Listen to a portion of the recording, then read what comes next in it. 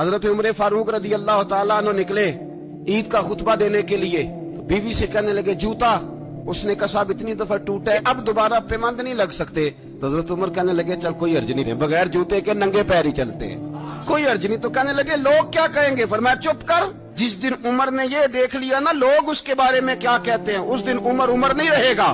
تو کہا پھر آپ کا نظریہ کیا ہے؟ فرمایا میرا نظریہ یہ ہے کہ رب رسول میرے بارے میں کیا کہتے ہیں۔ ننگے پیر عمر جا رہے ہیں، کون جی؟ میں بڑا ماڑا۔ اچھا جناب، کیا غربت ہے؟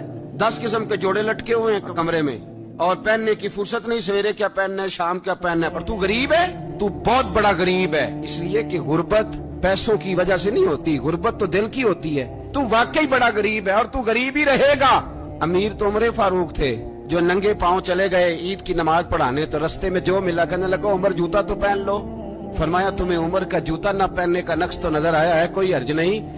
اگر عمر کو کبھی بتانا ہوا تو وہ والا نقص بتانا جو عمر کی سیرت میں پیدا ہو۔